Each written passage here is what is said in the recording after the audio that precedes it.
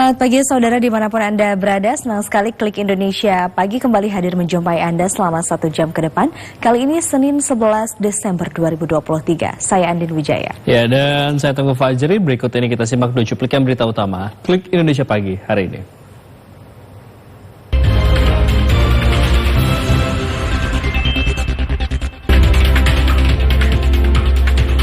Mengisi masa kampanye, calon presiden dan calon wakil presiden gencar sampaikan visi misi ke masyarakat.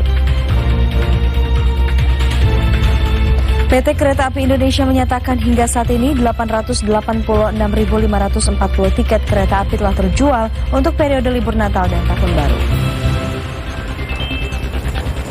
Kita awal informasi pertama, saudara. Ratusan pengungsi Rohingya kembali mendarat di Aceh, yakni di wilayah pesisir Belang Raya Kabupaten Pidi dan Pantai Belang Ulam, Kabupaten Aceh Besar, Provinsi Aceh. Panglima Laut Aceh Miftah Jud Adik menyatakan para pengungsi Rohingya mendarat di Pidi Minggu 10 Desember sekitar pukul 03.30 waktu Indonesia Barat dan di Aceh Besar sekitar pukul 5.30 waktu Indonesia Barat. Kedatangan pengungsi Rohingya di Pidi tersebut sempat mendapatkan penolakan dari warga setempat, tetapi kemudian mereka terus kembali hingga akhirnya berhasil mendarat. Sementara Kapolsek Muara III Kabupaten Pidi Ibda Effendi mencatat sejumlah keseluruhan para etnis Rohingya yang mendarat di Pidi sekitar 180 orang, 74 orang perempuan dan 53 laki-laki. Sedangkan di Aceh Besar, Kapolsek Kerweng Raya Roli Yusa Awai menyatakan pengungsi Rohingya yang mendarat sekitar 135 orang. Posisi pengungsi tersebut dengan kapal yang ditumpanginya jaraknya cukup jauh, sekitar 1 km, dan mereka turun berjalan kaki hingga ke tempat yang disinggahi saat ini. Kedatangan pengungsi Rohingya di Aceh kali ini merupakan gelombang ke-9 sejak November 2023. Titik yang didatangi migran tersebut yakni di Kabupaten Pidi terjadi 4 gelombang, Birin, Aceh Timur masing-masing 1 gelombang, Kota Sabang 2 gelombang, dan terakhir di Aceh Besar 1 gelombang. Sementara itu pencarian 10 korban hilang akibat bencana banjir bandang melanda Humbang Hasundutan Sumatera Utara diperpanjang selama 3 hari.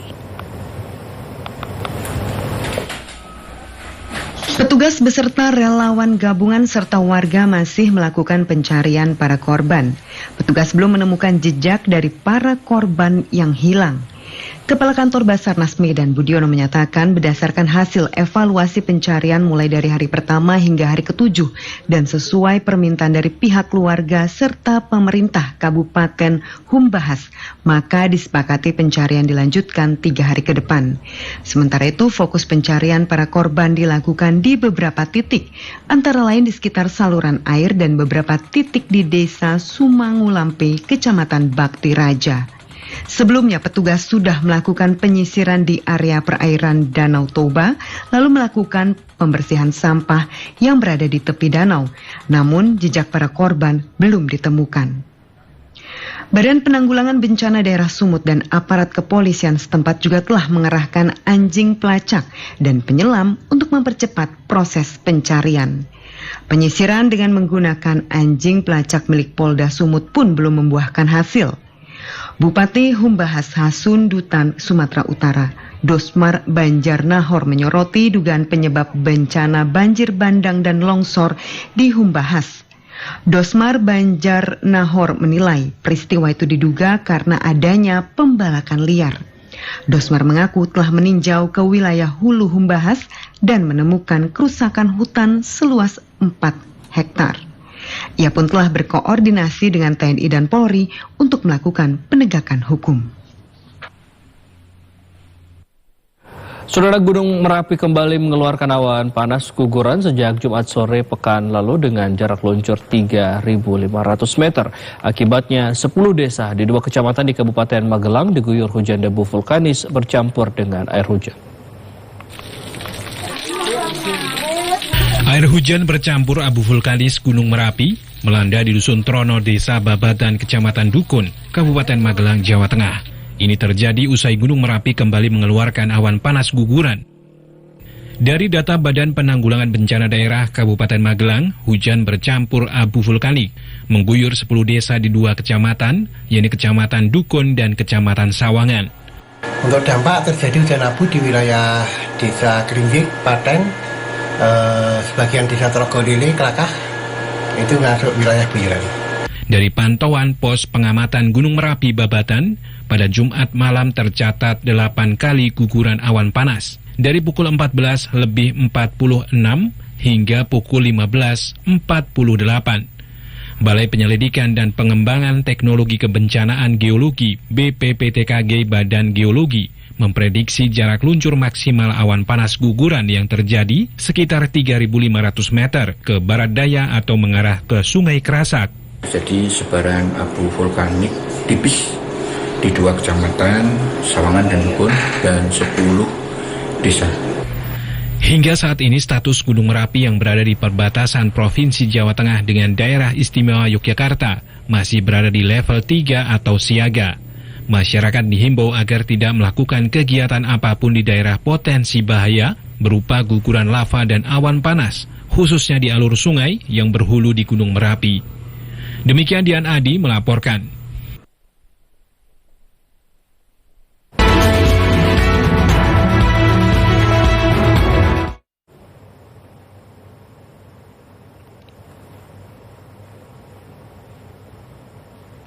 Kita beralih ke informasi menuju pemilu 2024. Saudara Sekretaris Jenderal PDI Perjuangan Hasto Kristianto menyatakan pasangan Capres dan Cawapres Ganjar Pranowo Mahfud MD menitik beratkan hak asasi manusia sebagai asas yang dijunjung tinggi jika mereka terpilih.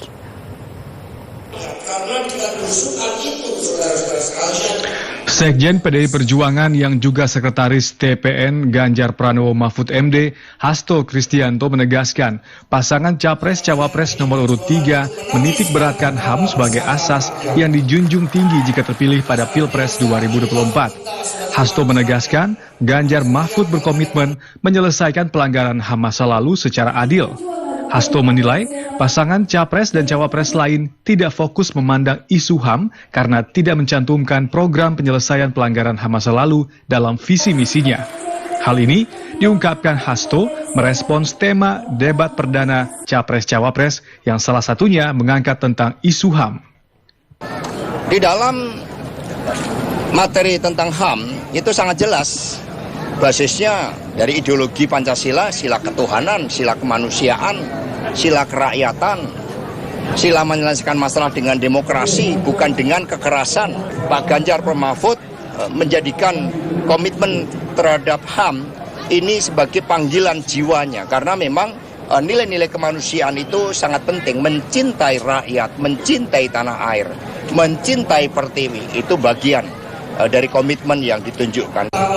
Hasto Kristianto juga menegaskan sosok Capres-Cawapres nomor urut 3, Ganjar Pranowo dan Mahfud MD bersih dari pelanggaran HAM berat.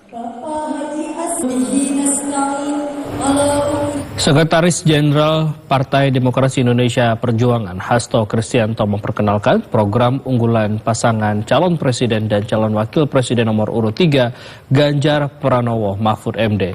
Salah satu program unggulan tersebut adalah KTP Sakti.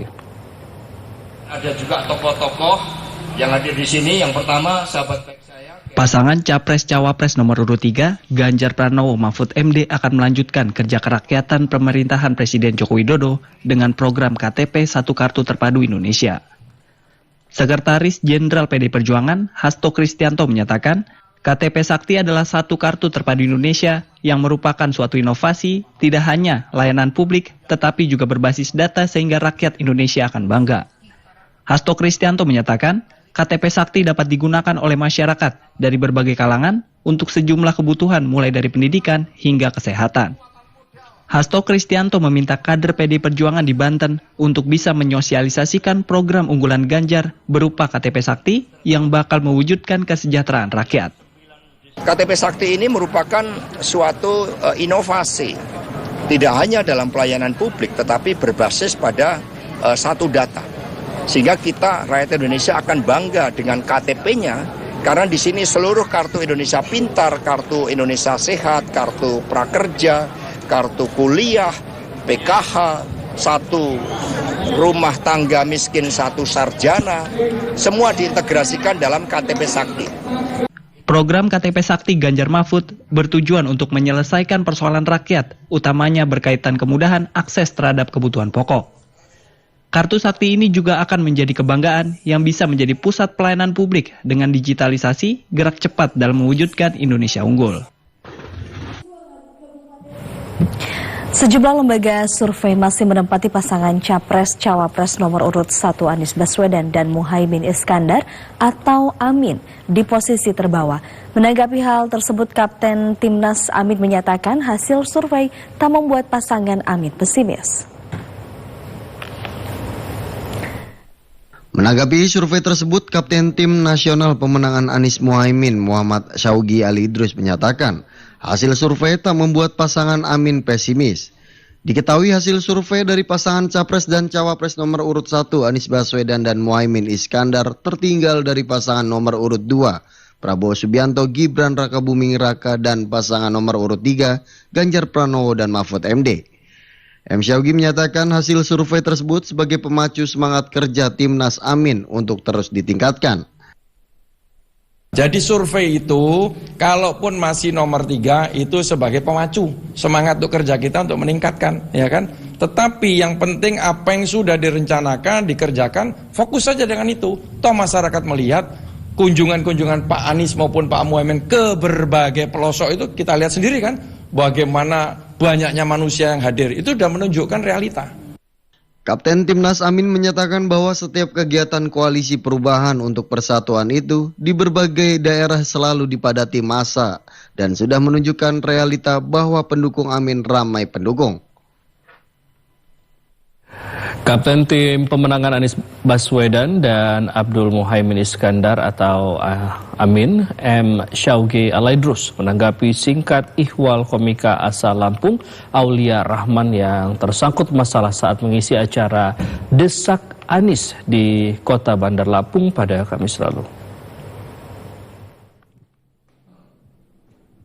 Kapten Timnas Pemenangan Amin M. Syaugi Ali Idrus menyatakan kasus komika yang diduga menghina Nabi Muhammad menjadikan bahan lelucon sudah ada yang menangani.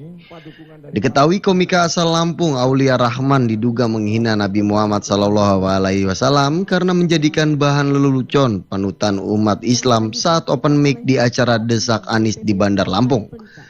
Selain itu, Aulia Rahman juga menyinggung HRS dan Ahok dalam acara tersebut. Bahkan beberapa elemen masyarakat di Lampung melaporkan sang komika di Polda Lampung. Adapun aksi pelecehan terjadi ketika komika asal Lampung Aulia Rahman mengisi acara sembari menunggu kedatangan Capres nomor urut 1 Anies Baswedan di lokasi. Dalam video yang viral, Aulia menyinggung sebuah nama itu tidak ada artinya.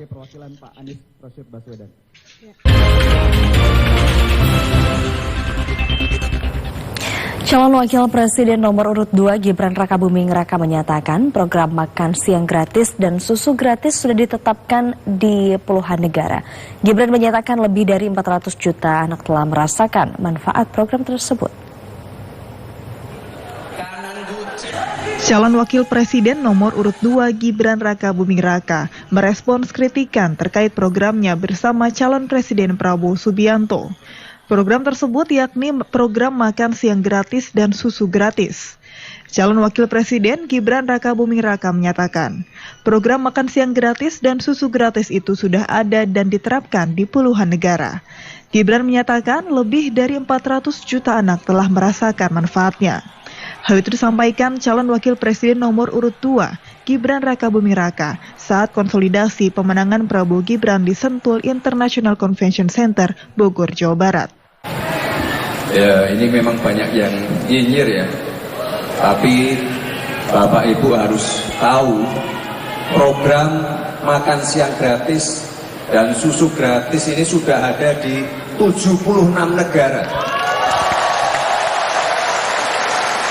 Dan sudah dirasakan manfaatnya oleh lebih dari 400 juta anak. Jadi ini bukan program yang mengada-ngada.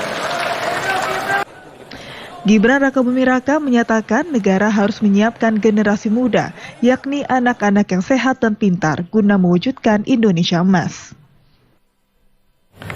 Calon Presiden nomor urut 2 Prabowo Subianto menghimbau relawan untuk memanfaatkan masa kampanye yang tersisa 65 hari lagi dengan turun langsung ke rakyat.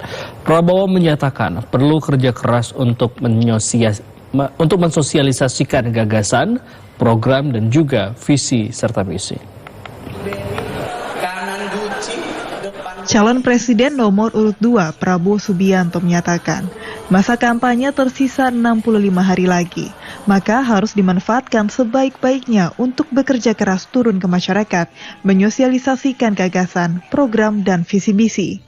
Prabowo menyatakan selain memberikan gagasan, tidak ada salahnya jika diimbangi dengan hiburan berjoget ria bergembira bersama. Hal ini seirama dengan gaya politik yang ditekankan oleh Prabowo Gibran, yakni politik santun dan santai. Kita akan laksanakan 65 hari sisa ini kampanye dengan sebaik-baik. Kampanye dengan rajin turun ke bawah. Dengan memberi program kita, memberi strategi kita, memberi gagasan kita. Habis kita beri gagasan, ya nggak apa-apa kalau joget.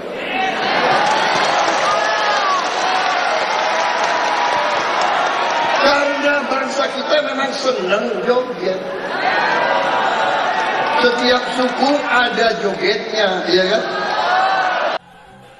Calon Presiden nomor urut 2 Prabowo Subianto menekankan kepada pendukungnya untuk menghiraukan pihak yang mengkritik gaya politik Prabowo Gibran yang kerap berjoget usai menyampaikan gagasan politiknya.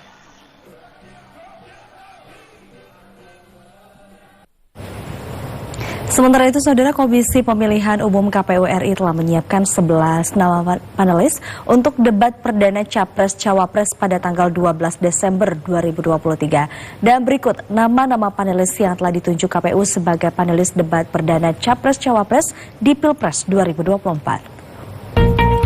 Ke-11 nama panelis debat Capres-Cawapres perdana tanggal 12 Desember 2023 adalah Pakar Ilmu Politik Universitas Gadjah Mada, Mada Sukmajati, Pakar Ilmu Politik Universitas Nusa Cendana, Rudi Rohi, Ahli Hukum Tata Negara Universitas Diponegoro, Lita Tiesta, Pakar Hukum Universitas Andalas, Khairul Fahmi, Pakar Hukum Tata Negara Universitas 11 Maret, Agus Riwanto, Pakar Tata Hukum Negara Universitas Pajajaran, Susi Dwi Haryanti, Guru Besar Universitas Jember, Bayu Dwi Anggono, Ketua Komnas HAM 2017 hingga 2022, Ahmad Taufan Damanik, Guru Besar Studi Agama Universitas Islam Negeri Sunan Kalijaga, Phil Al-Makin, Pengajar UIN Syarif Hidayatullah, Gun-Gun Herianto, dan Dekan Visipol Universitas Gadjah Mada, Wawan Masudi. Komisi Pemilihan Umum Republik Indonesia akan menyelenggarakan debat calon presiden dan calon wakil presiden yang terbagi dengan beberapa waktu dan tema yang berbeda. Berikut waktu dan tema debat Capres dan Cawapres.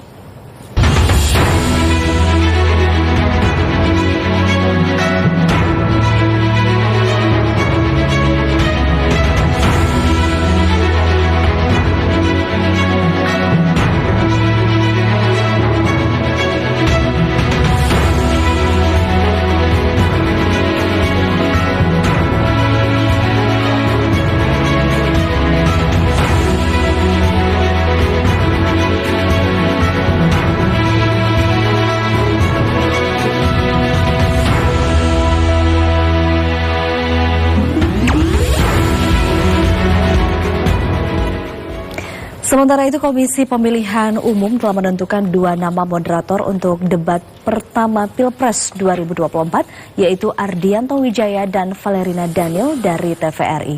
2 nama itu nantinya akan memandu proses debat pertama yang akan berlangsung selama 120 menit.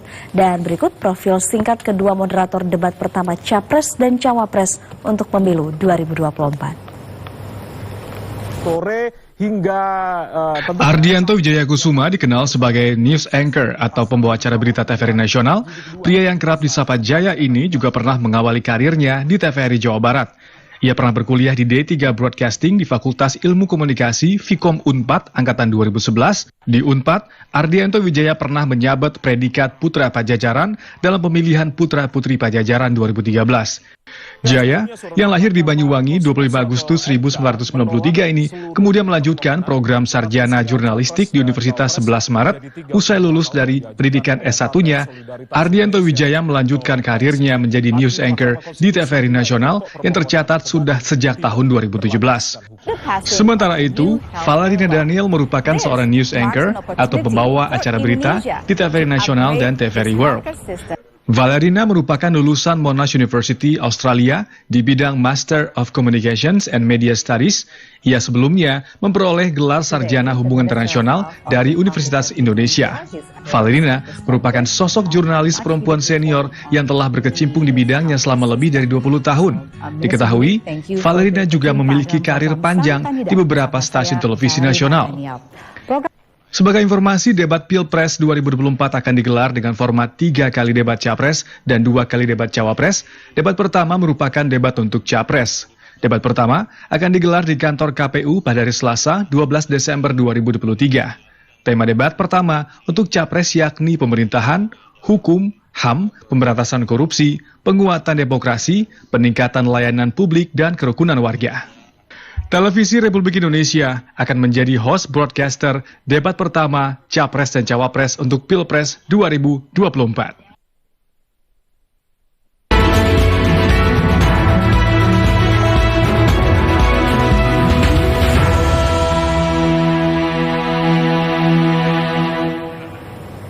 Sejumlah informasi lainnya akan kami hadirkan usai jeda berikut ini. Klik Indonesia Pagi, segera kembali.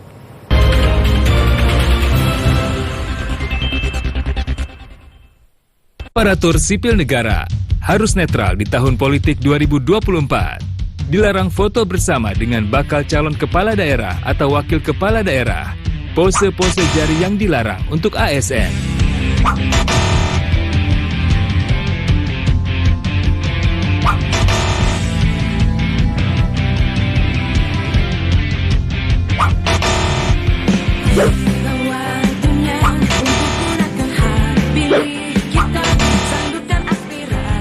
Pose yang diperbolehkan untuk ASN.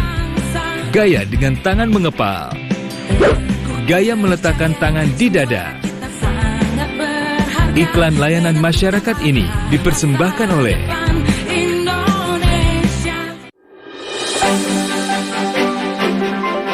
Pesta Demokrasi akan menentukan siapa pemimpin pilihan rakyat.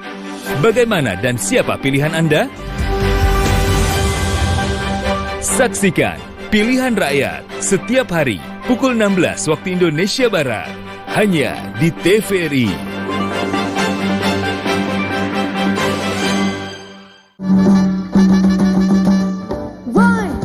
Ini dia program baru jelang pemilu di TVRI. Membahas hal yang sedang viral bisa dibawa santai kalau di sini. Bersama para bintang tamu ternama. Kamu bakal dapat banyak cerita dan informasi yang mengedukasi. Ajak netizen boleh? Ya, harus nonton demi konten. Iya. Yes, setiap hari Senin jam 21.30 waktu Indonesia Barat. Hanya di TVRI.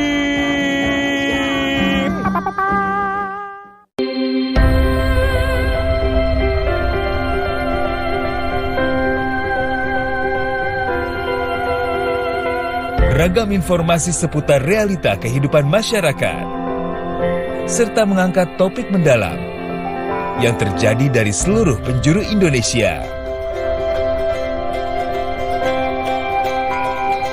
Inspirasi Indonesia, setiap hari, pukul 14.30 waktu Indonesia Barat.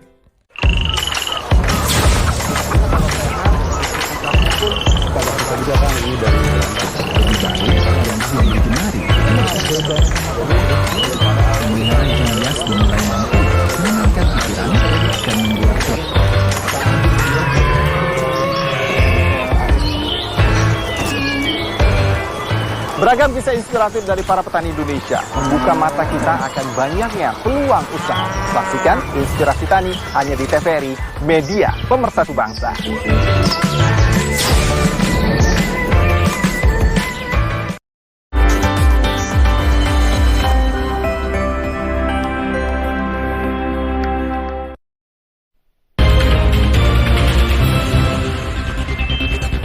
Terima kasih. kasih Anda masih bersama kami di Klik Indonesia Pagi. Saudara, PT Kereta Api Indonesia mencatat sebanyak 886.540 tiket kereta api telah terjual untuk periode libur Natal 2023 dan Tahun Baru 2024. Jumlah tersebut mencakup 33,11% dari total 2,67 juta tiket untuk kereta api jarak jauh, menengah, dan lokal. PT Kereta Api Indonesia Persero mencatat 886.540 tiket kereta api telah terjual untuk periode libur Natal dan Tahun Baru 2023-2024. Public Relation PT KAI Johnny Martinus menyatakan jumlah tersebut mencakup 33,11% dari total tiket yang disediakan, yakni 2,67 juta tiket untuk kereta api jarak jauh, menengah, dan lokal. Johnny Martinus menyatakan ketersediaan tiket tersebut dihitung berdasarkan data pada masa liburan Natal dan Tahun Baru selama 18 hari, yakni 21 Desember 2023 hingga 7 Januari 2024. Johnny Martinus menyatakan tiket pada masa Natal dan Tahun Baru masih cukup banyak tersedia. PT KAI juga telah melakukan inspeksi ke berbagai wilayah di Pulau Jawa untuk mengecek kesiapan berbagai aspek menjelang angkutan Natal dan Tahun Baru atau Nataru. Direktur Utama KAI Didik Hartantio menyatakan inspeksi yang dilakukan mencakup aspek keselamatan dan pelayanan. Inspeksi dilakukan untuk memastikan kesiapan sarana dan prasarana, fasilitas stasiun, kesiapan sumber daya manusia, serta aspek penunjang lainnya. Kementerian Perhubungan mengerahkan 1.354 kapal laut untuk beroperasi pada masa libur Natal dan Tahun Baru 2023-2024. Kesiapan kapal dilakukan sejalan dengan prediksi pemerintah yang menyebut akan ada lonjakan 5% penumpang dibandingkan tahun lalu. Kementerian Perhubungan mengerahkan 1.354 kapal laut yang akan beroperasi selama libur Natal dan Tahun Baru 2023-2024. Direktur Jenderal Perhubungan Laut Antoni Arif Priyadi menyatakan kesiapan kapal laut dilakukan sejalan dengan prediksi pemerintah akan ada lonjakan volume penumpang 5% dibandingkan tahun lalu. Antoni Arif Priyadi memastikan seluruh armada kapal dalam keadaan layak untuk beroperasi. Antoni mengatakan Ditjen Perhubungan Laut juga akan membentuk posko pemantauan di 264 pelabuhan di Indonesia mulai 18 Desember 2023 hingga 8 Januari 2024. Kementerian Perhubungan juga akan meningkatkan pengawasan terhadap keselamatan dan keamanan pelayaran termasuk mengantisipasi cuaca ekstrim.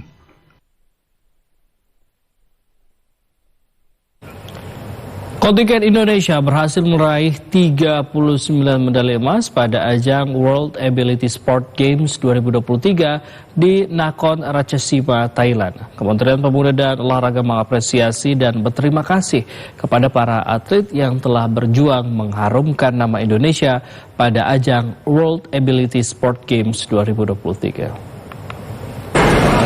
Selamat ya, Kak. Kontingen Indonesia berhasil meraih 39 medali emas pada ajang World Ability Sport Games 2023 di Nakhon Ratchasima, Thailand yang berlangsung pada 1 Desember hingga 9 Desember 2023. Usai sukses pada ajang WAG 2023, para atlet disambut dengan pengalungan bunga oleh perwakilan Kementerian Olahraga melalui staf khusus Menpora, bidang peningkatan prestasi dan pengembangan industri olahraga saat tiba di Bandara Soekarno-Hatta, Tangerang, Banten, Sabtu malam. Atlet paracycling Tivan Abid Alana berhasil meraih 6 medali emas pada ajang World Ability Sport Games 2023. Terima kasih kepada Bapak itu yang telah mengirim kami semua ke Dewa Sport Games Thailand. Dan terima kasih juga Bapak CDM yang selalu mensupport kami semua.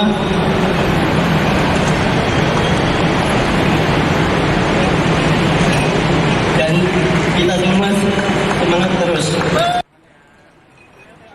Sementara Muhammad Fadli yang juga merupakan atlet paracycling mengaku senang dengan prestasi yang diperolehnya, yakni 3 emas dan 3 perak. Pada saat saya mengikuti event kali ini juga masih ada sisa-sisa lah bekas kemarin di Asia Para Games. Jadi itu yang dikerahkan bertanding semaksimal mungkin dan alhamdulillah mendapatkan hasil yang maksimal buat saya dan tim. Staf khusus Menpora bidang peningkatan prestasi dan pengembangan industri olahraga, Ardima Ramaputra menyatakan sangat bangga dengan para atlet yang telah berjuang pada ajang World Ability Sport Games 2023 karena telah berhasil meraih 39 medali emas. Yang pasti hasil ini sangat membanggakan ya Indonesia, karena ini tidak hanya sekedar level Asia, karena tahun ini kita sudah melewati 2 ajang para, yaitu ada di ASEAN Para Games di Vietnam, lalu ada ASEAN Para Games di Hangzhou, China, yang dimana dua-duanya juga sudah melampaui target dan sudah sangat membanggakan untuk publik Indonesia.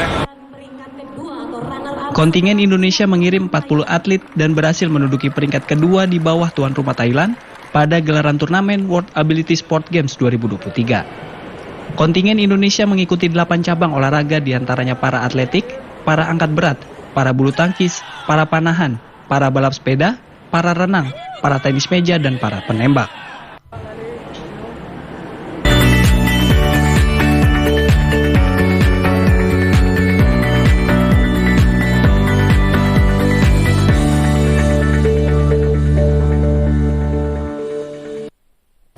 Saudara Sekretaris Jenderal Perserikatan Bangsa-Bangsa PBB Antonio Guterres menyatakan tidak akan menyerah untuk mengupayakan gencatan senjata di Gaza, Palestina.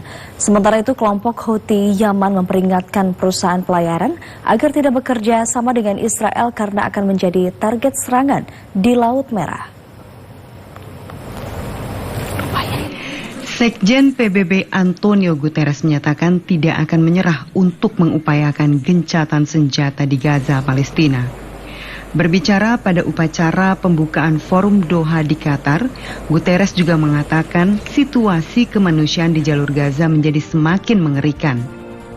Wilayah itu menghadapi risiko besar runtuhnya sistem kemanusiaan yang dengan cepat dapat memburuk menjadi bencana dengan dampak permanen bagi warga Palestina secara keseluruhan dan untuk perdamaian serta keamanan di kawasan. Sekjen PBB kembali menegaskan seruannya agar gencatan senjata kemanusiaan segera diumumkan. Usulan resolusi Dewan Keamanan PBB sebelumnya gagal setelah mendapat veto dari Amerika Serikat, dan Guterres berjanji untuk tidak menyerah mengupayakannya. Sementara itu, kelompok Houthi Yaman memperingatkan perusahaan pelayaran agar tidak bekerja sama dengan Israel karena akan menjadi target serangan di Laut Merah. Juru bicara militer Houthi, Yahya Sari, mengumumkan larangan lalu lintas kapal menuju ke Israel tersebut kecuali jalur Gaza, Palestina mendapatkan makanan dan obat-obatan yang diperlukan. Kelompok Houthi telah melakukan penembakan terhadap Israel dan kapal-kapal mereka di Laut Merah dalam serangan yang bertujuan untuk mendukung warga Palestina yang mendapat gempuran serangan Israel. Sementara itu, saudara, asap membumbung tinggi di atas gedung-gedung di Khan Yunis, Gaza, Palestina ketika Israel memerintahkan warga Palestina untuk keluar dari pusat Gaza. Sementara itu, ribuan orang di London, Inggris berunjuk rasa untuk mendukung warga Palestina setelah Amerika Serikat memveto resolusi Dewan Keamanan PBB soal gencatan senjata di Gaza, Palestina. Informasi selengkapnya kami hadirkan dalam segmen Kilas Internasional berikut ini. Asap membubung di atas gedung-gedung di Khan Yunis, Gaza, Palestina pada Minggu pagi waktu setempat ketika Israel memerintahkan warga Palestina keluar dari pusat Gaza. Israel menggempur Gaza semalaman setelah Amerika Serikat memveto resolusi Dewan Keamanan PBB untuk melindungi sekutunya itu dari tuntutan gencatan senjata. Jumlah resmi kematian di Gaza dari Kementerian Kesehatan Palestina melebihi 17.700 pada hari Sabtu dan ribuan orang hilang diperkirakan di bawah reruntuhan. 40% warga Palestina yang tewas akibat serangan Israel merupakan anak-anak di bawah 18 tahun. Sementara itu, warga Gaza dan petugas perlindungan sipil mencari korban di puing-puing bangunan di Khan Yunis hari ini setelah dihantam pemboman Israel semalam. Israel mengklaim serangannya ke Gaza mengalami kemajuan. Penasihat Keamanan Nasional Sachi Hanekwi mengatakan pasukan Israel telah membunuh 7.000 pejuang Hamas tanpa memberikan penjelasan lebih lanjut. Sedangkan Panglima Militer Israel Letnan Jenderal Herzi Halevi menyatakan tentara Israel perlu menekan lebih keras. Para korban serangan Israel dilarikan ke Rumah Sakit Nasser di Khan Yunis, Gaza Selatan, Palestina hari ini.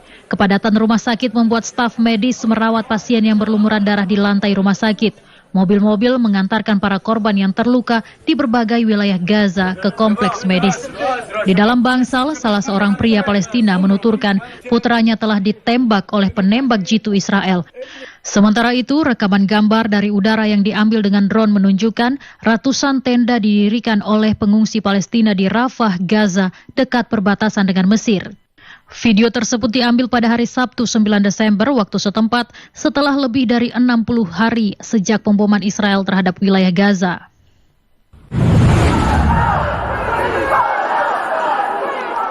Ribuan orang berunjuk rasa di London, Inggris untuk mendukung warga Palestina setelah Amerika Serikat memveto resolusi Dewan Keamanan PBB soal gencatan senjata di Gaza, Palestina. Pengunjuk rasa menyerukan gencatan senjata antara Israel dan pejuang Palestina, Hamas. Banyak pengunjuk rasa membawa tulisan "Bebaskan Palestina" dan "Akhiri pengepungan". Beberapa pengunjuk rasa meneriakan Israel adalah negara teroris. Mereka juga meneriakan slogan, "Dari sungai hingga laut, Palestina akan merdeka". Polisi Metropolitan menyatakan 13 pengunjuk rasa ditangkap, sebagian besar karena plakat ofensif. Inggris abstain dalam resolusi Dewan Keamanan PBB yang menuntut gencatan senjata kemanusiaan segera di Gaza.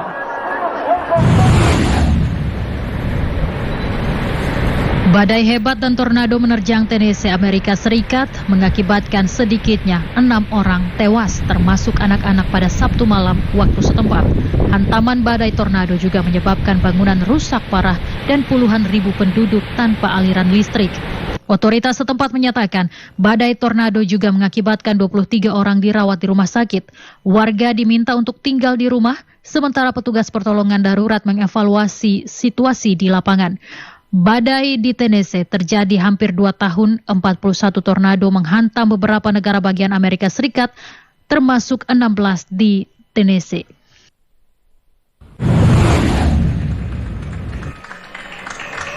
Vatikan pada Sabtu 9 Desember waktu setempat menyalakan pohon Natalnya yang terkenal di lapangan Santo Petrus dan meresmikan kandang Natal tahun ini. Kandang Natal menampilkan patung terakota seukuran aslinya yang juga menggambarkan Santo Fransiskus dari Assisi dan terinspirasi oleh kandang Natal hidup pertama yang dibuat 800 tahun lalu oleh Santo Fransiskus pada tahun 1223. Pohon cemara setinggi 28 meter yang disumbangkan oleh kota utara Cuneo itu dihiasi dengan ribuan bunga Edelweiss yang ditanam di pembibitan bunga gunung putih asli pegunungan Alpen. Pohon tersebut terpaksa ditebang karena berisiko roboh dan setelah musim Natal akan dikirim ke perusahaan yang akan mengubahnya menjadi mainan untuk anak-anak yang membutuhkan.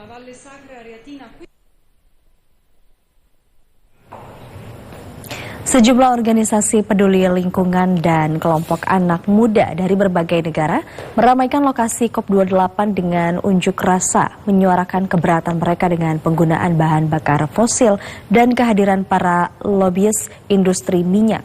Dan saudara, berikut perkembangan terbaru konferensi iklim terbesar di dunia yang dilaporkan Rahmat Idris dan juru kamera Andang Wicaksono dari Dubai, Persatuan Emirat Arab.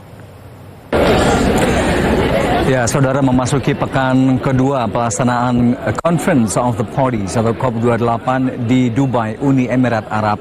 Fase negosiasi terus berlangsung dan masih terus alot yang kami dengar. Dan di hari ke-8 ini, saudara, bisa kami informasikan bahwa sejak pagi hingga sore hari kami melaporkan saat ini demonstrasi demi demonstrasi, berbagai unjuk rasa terus berlangsung di berbagai titik di Expo City Dubai, tempat digelarnya COP COP28 tahun ini. Nah, kebanyakan dari mereka adalah anak-anak muda yang datang dari berbagai kalangan, dari berbagai negara di belahan dunia. Kita tahu bahwa hampir 200 negara, lebih dari 97.000 delegasi mengikuti COP28 tahun ini. Dan saat ini hampir 2.500 para lobbyis dari industri produksi minyak bumi, gas, dan batu bara terus melakukan deal-deal atau kesepakatan dan berdiskusi untuk meramu seperti apa nantinya kesepakatan akhir atau final draft of agreement dapat dihasilkan dari COP28.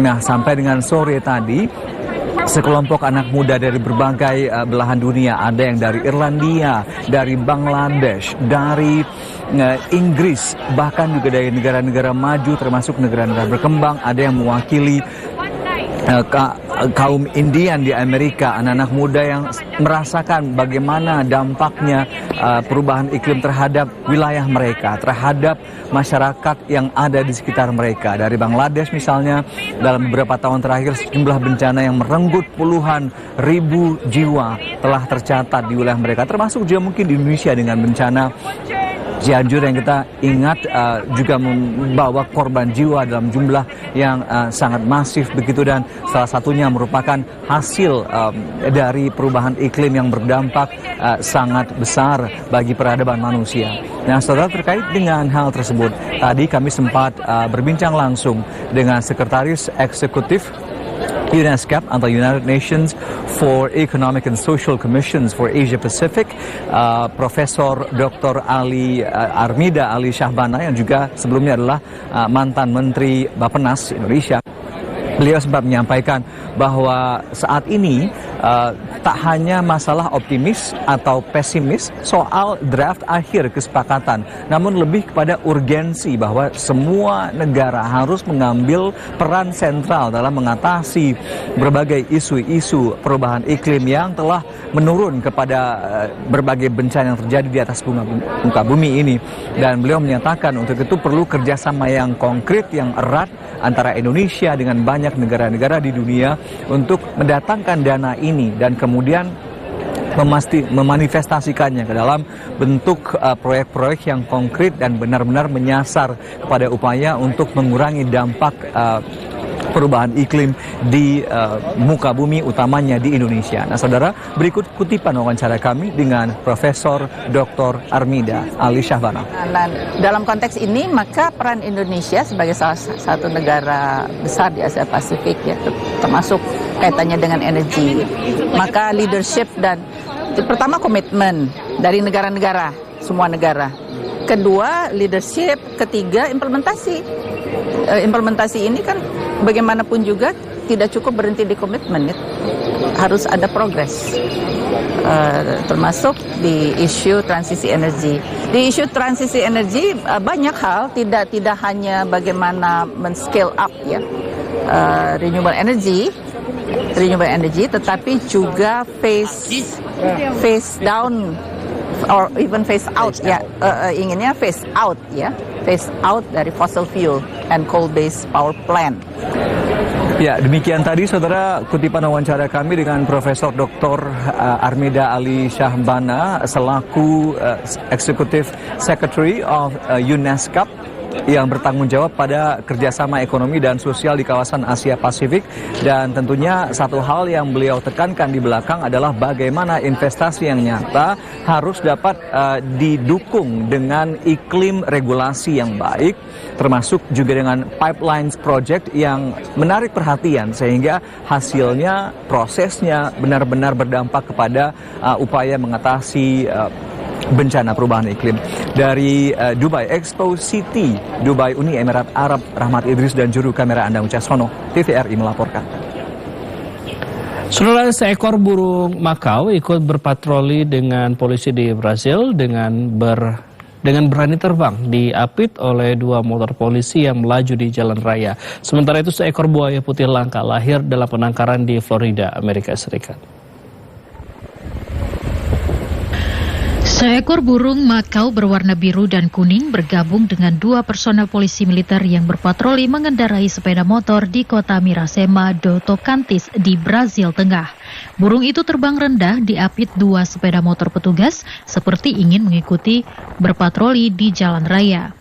Makau biru dan kuning berasal dari wilayah Amazon di Amerika Selatan.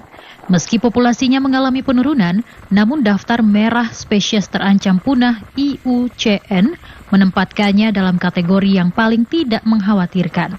Burung makau termasuk salah satu ras burung cerdas yang dapat menjadi hewan peliharaan, namun ukurannya yang cukup besar membuatnya sulit dipelihara. Sementara itu, Taman Hiburan Gatherland di Orlando, Florida, Amerika Serikat mengumumkan kelahiran buaya leucistic putih langka pertama di penangkaran yang lahir pada bulan November. Leucistic adalah kelainan genetik langka yang menyebabkan pengurangan pigmentasi pada kulit, namun tidak mempengaruhi warna mata. Presiden dan CEO Gatherland, Mark McHugh, mengatakan sarang buaya leucistic ditemukan di Louisiana 36 tahun lalu dan buaya putih ini merupakan yang pertama yang terlahir dari buaya asli di lokasi tersebut. Buaya putih ini terlahir bersama seekor buaya jantan yang berkulit normal dan keduanya dilaporkan dalam kondisi sehat.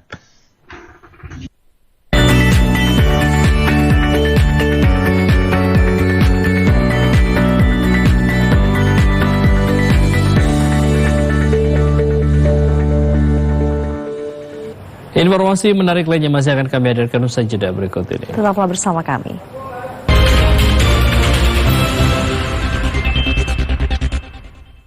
+62, pemilu sudah dekat. Sudah pada tahu apa saja tahapan dan jadwal penyelenggaraan pemilu 2024? Simak informasi berikut ini. Pencalonan anggota DPD.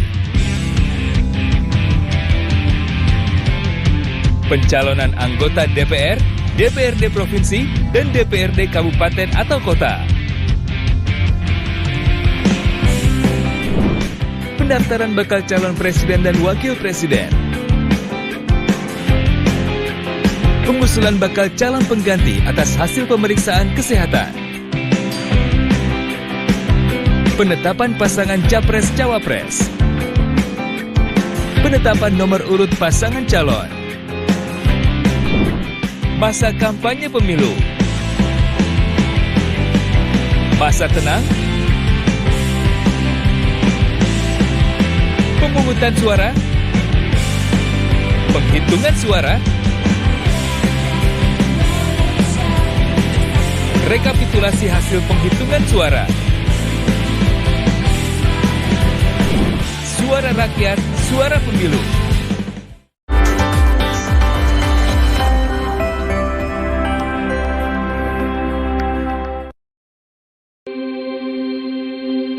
Membahas ragam topik menarik yang mendalam tentang dunia kesehatan. Yang dibicarakan dan orang banyak tahu tuh mengenai pertumbuhannya ya. Karena memang mindset orang Indonesia tuh kan kalau udah kulit coklat udah aman.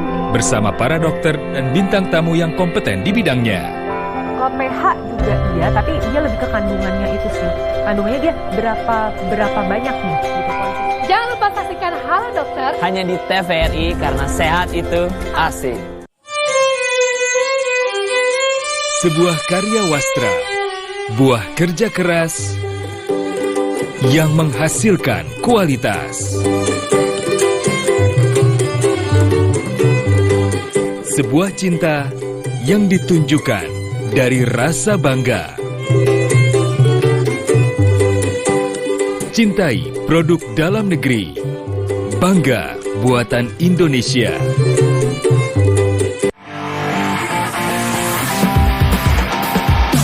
Anda pecinta olahraga? Perbaharui informasi Anda dengan menyaksikan Monitor Olahraga. Tayang 30 menit. Just switching it right at the last minute there. Certainly knows how to turn it on. And then you've got someone in.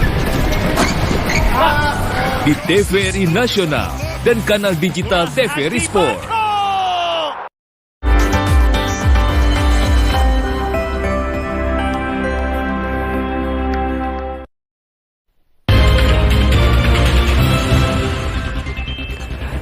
Terima kasih Anda kembali menyaksikan Klik Indonesia Pagi TVRI. Saudara, bagi Anda para pecinta wisata alam, Pantai Rium Desa Paku Baun, Kecamatan Amarasi Timur, Nusa Tenggara Timur mungkin bisa menjadi tujuan berwisata. Pantai Rium merupakan surga tersembunyi di selatan Pulau Timur. Inilah keindahan Pantai Rium, Kecamatan Amarasi Timur, yang keindahannya merupakan surga tersembunyi di selatan Pulau Timur. Karena keindahan Pantai Rium ini memiliki ciri khas tersendiri. Pantai ini seolah didandani oleh gunung, tebing, dan birunya Laut Timur yang menghipnotis setiap pengunjung saat datang ke pantai tersebut. Tidak hanya itu, puluhan lontar yang tumbuh di sekitar pantai ini semakin melengkapi keindahan pantai ini. Kendati demikian, keindahan pantai ini belum menjadi perhatian pemerintah setempat, terutama pemerintah Kabupaten Kupang. Lantamal 7 melalui program Kampung Bahari Nusantara di Desa Paku Baun berencana membangun pantai tersebut menjadi destinasi wisata di pantai Kabupaten Kupang.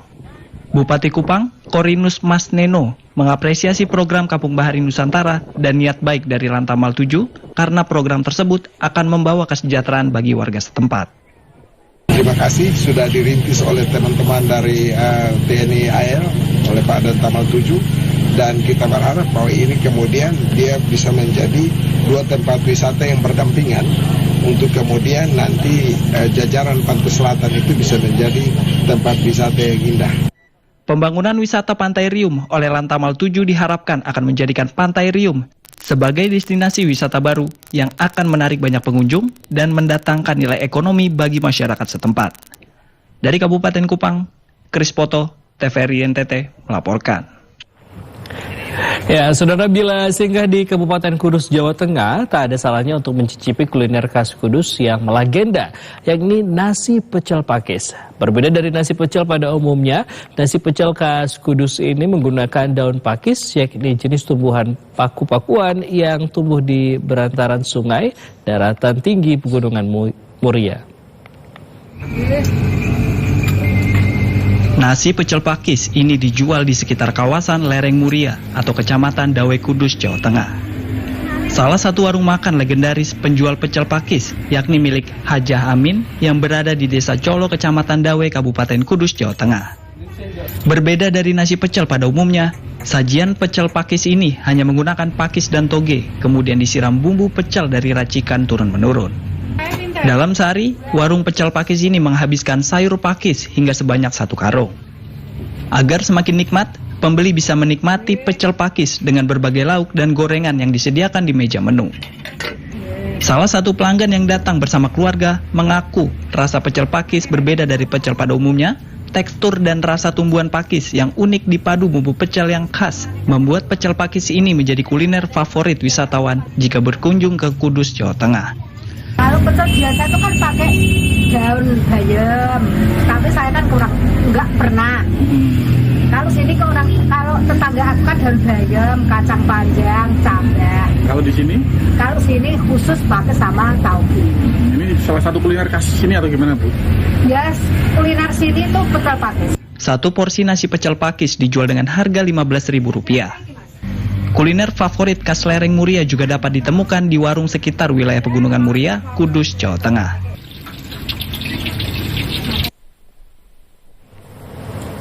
Saudara, komunitas Tanam Lestari Kabupaten Bantul menggelar aksi penanaman pohon untuk penghijauan di kawasan Bukit Tinatar, Piyungan, Bantul, Yogyakarta.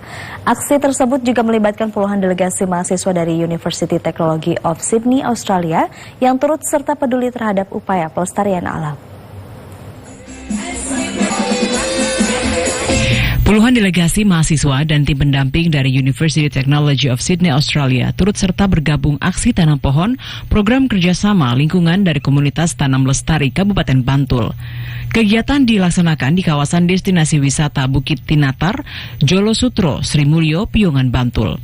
Dalam aksi tanam pohon ini disediakan 600 lebih bibit pohon buah yang ditanam di kawasan Bukit Tinatar dan lainnya. Menurut Ketua Komunitas Tanam Lestari Kabupaten Bantul Kusdiono, dengan keterlibatan delegasi mahasiswa Australia, diharapkan dapat memberi efek positif atas gerakan penghijauan oleh anggota komunitas Tanam Lestari. Menanggapi aksi ini, Ketua Delegasi Profesor Alexandra Crosby menyambut antusias sebagai bentuk kerjasama kepedulian terhadap lingkungan.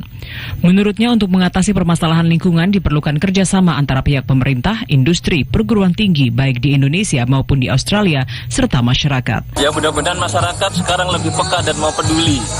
Bukan berarti tinggal mau petik hasilnya, tapi kita dari awal kita tanamkan untuk selalu berusaha giat menanam. This program today, a tree planting action with my students and my colleagues, is very important so that we can work together to protect the environment and to make sure that the earth stays green. Kedatangan rombongan mahasiswa asal Australia tersebut dinilai memberi dampak positif bagi sektor pariwisata. Demikian dari Bantul, Margo Laras melaporkan. Informasi tadi sekaligus menutup perjumpaan kita di Klik Indonesia pagi kali ini. Akhirnya saya Andin Wijaya. Ya, dan saya Toko Fajri mewakili seluruh kabar kerja bertugas mengucapkan terima kasih atas perhatian dan kebersamaan Anda. Selamat pagi dan sampai jumpa.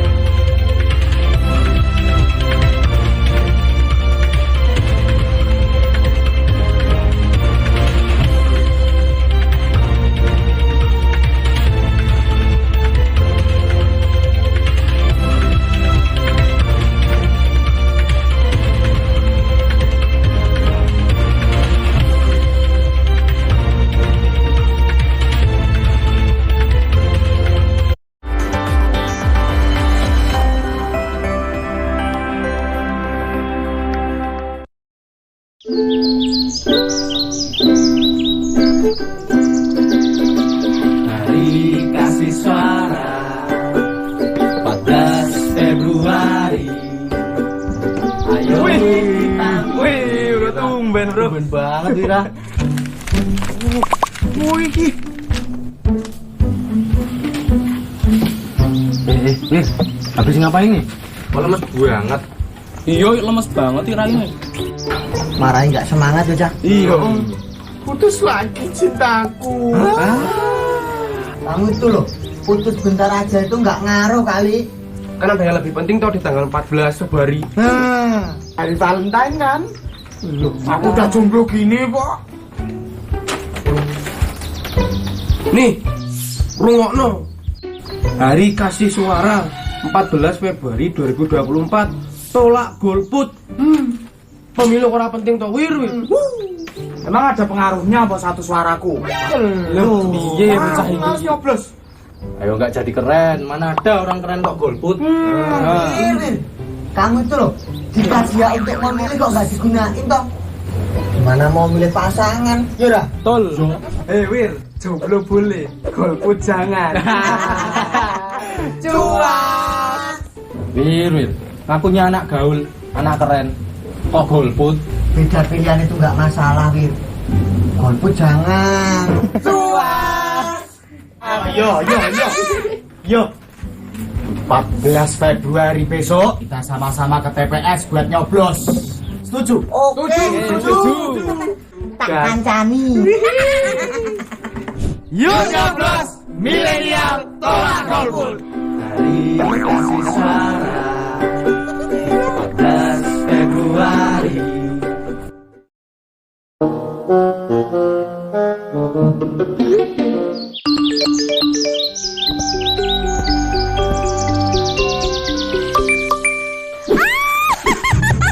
Yes, jos. Hasil hitung suara Mak Caleg menang. Buah pisang, buah kedondong. Yang menang boleh dong sombong. Lihat. Mak Caleg si paling jos. Bakso, bikinkan bakso untuk semua orang sedesa. Hari ini adalah kemenangan Mak Caleg. Hidup Mak Caleg.